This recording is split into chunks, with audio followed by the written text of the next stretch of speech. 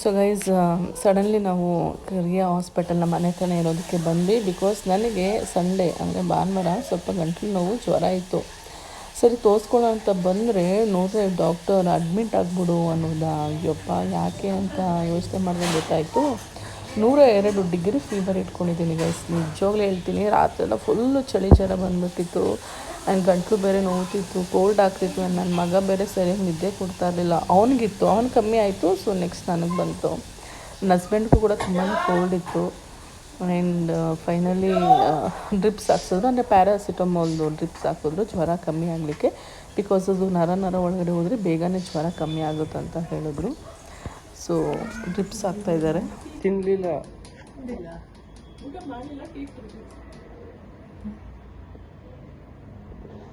ತಗೋಬರಲ್ಲ ಏನಾರು.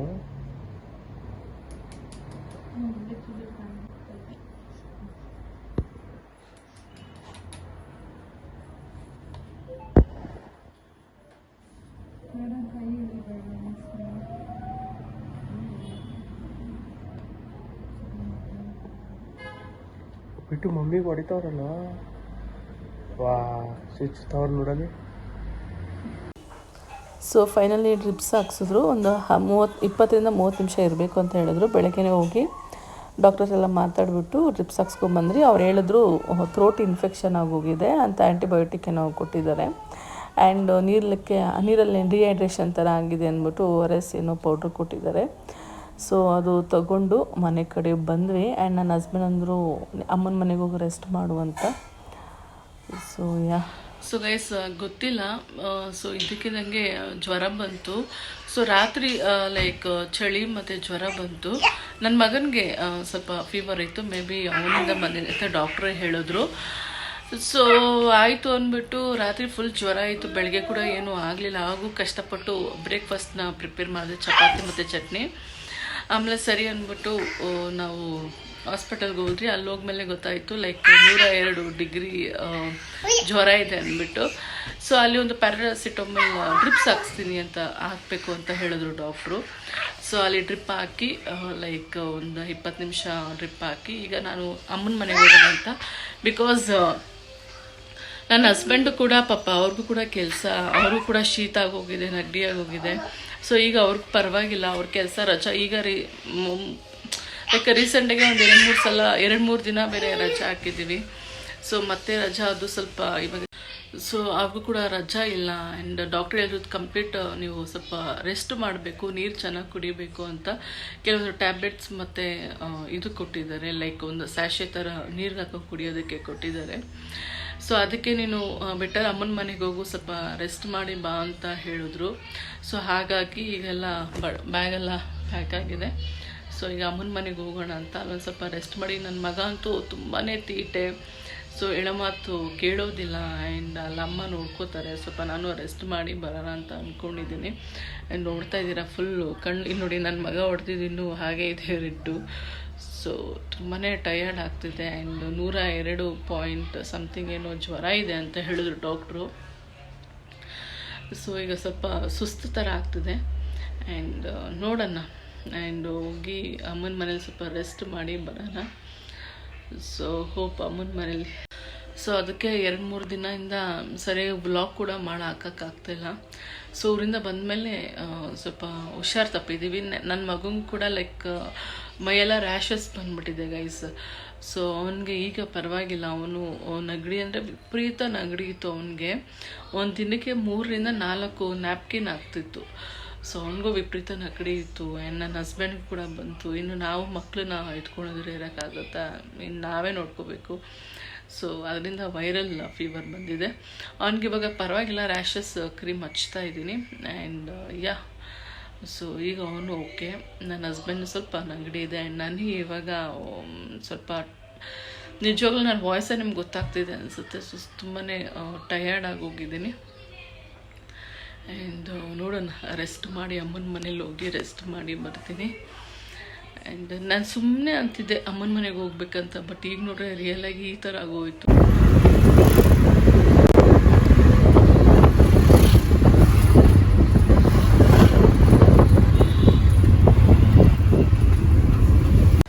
So guys ಸಿಕ್ಕಾಪಟ್ಟೆ traffic ಬೇರೆ, ಅಯ್ಯೋ ಮಲ್ಕೊಂಡೆ ಸಾಕು ಅನಿಸ್ತಿದೆ. ಅಲ್ಲೆಲ್ಲ ಸ್ವಲ್ಪ ಕ್ಲೀನ್ ಮಾಡಿ ಮನೇಲಿ ಅಮ್ಮನ ಮನೆಗೆ ಹೋಗ್ತಾ ಇದ್ದೀನಿ. ಆ್ಯಂಡ್ ಆಟೋ ಬುಕ್ ಮಾಡಿಕೊಟ್ರು ನನ್ನ ಹಸ್ಬೆಂಡ್. ಆ್ಯಂಡ್ ಅದ್ರ ಮಧ್ಯೆ ಇದೊಂದು ನೋಡಿದೆ ಆ್ಯಂಡ್ ತುಂಬಾ ಖುಷಿ ಆಯಿತು. ಎಲ್ಲೆಲ್ಲೋ ಲೈಕ್ ಪುನೀತ್ ಸರ್ದು ಇದಾಕಿದ್ರು ಆ್ಯಂಡ್ ತುಂಬಾ ಚೆನ್ನಾಗಿತ್ತು. ಅವ್ರ ಅಭಿಮಾನ ನೋಡಿ ಖುಷಿ ಆಯಿತು. ಆ್ಯಂಡ್ ಫೈನಲಿ ಅಮ್ಮನ ಮನೆಗೆ ಹೋದೆ. ಸೊ ಗೈಸ್ ಅಜ್ಜಿ ಮೊಮ್ಮಗ ಏನೋ ಮಾಡ್ತವ್ರೆ. ಅಜ್ಜಿ ಮೊಮ್ಮಗ ಮಲಗಲೇ ಇಲ್ಲ ಗೈಸ್. ಇವನು ಎಲ್ಲರೂ ತೀಟೆ. ಮನೆ ಯಾರ ಮನೆ ಕೊಡ್ಸಿದದು?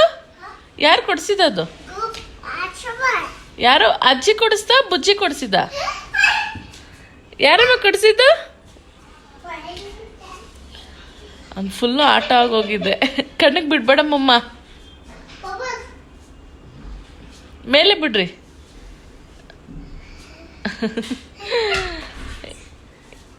ಇಲ್ಲಿ ಇದ್ದಿದ್ದು ಆಟ. ನಮ್ಮ ಅಣ್ಣ ಬುಜ್ಜಿ ಏನು ಕಲರ್ ಕಲರ್ ಚಡ್ಡಿ ಹಾಕೋಬಿಟ್ಟವನೆ. ಕಲರ್ ಕಲರ್ ಚಡ್ಡಿ ಹಾಕೊಂಡಿದ್ದಾನೆ ಗೈಸ್. ಯಾಕಳು ಅಜ್ಜಿ ಮನೆಗೆ ಬಂದ್ಬಿಟ್ರೆ ಇವನ್ಗೆ ಮುದ್ದು ಜಾಸ್ತಿ ಆಗೋಯ್ತೈತೆ.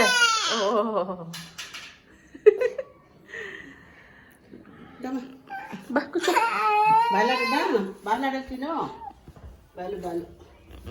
ಹಾಯ್ ಬಿಟ್ಟು. ಸೊ ಗೈಸ್ ಅಮ್ಮನ ಮನೆಗೆ ಬಂದಿದ್ದೀನಿ. ರೆಸ್ಟು. ಅಮ್ಮ ತಿಂಡಿ ಮಾಡ್ತಿದ್ದಾರೆ. ಇವನು ನನ್ನ ಮಗ ಒಂದು ಜಾಗದಲ್ಲಿ ಇರೋದಿಲ್ಲ. ನಾನು ಮೂಗೊಳಗಡೆ ಕೈ ಹಾಕ್ತಿದ್ದೆ. ಕೈ ತೊಗೊಂಡಿದ್ದಕ್ಕೆ ಓವರ್ ಡ್ರಾಮಾ ಕ್ರಿಯೇಟ್ ಮಾಡ್ತಿದ್ದಾನೆ ಅವನು. ಸೊ ಬಂದಿದ್ದೀನಿ, ರೆಸ್ಟ್ ಮಾಡಿದೆ. ಇನ್ನೂ ಸ್ವಲ್ಪ ಗಂಟು ನೋವು ಹಾಗೇ ಇದೆ.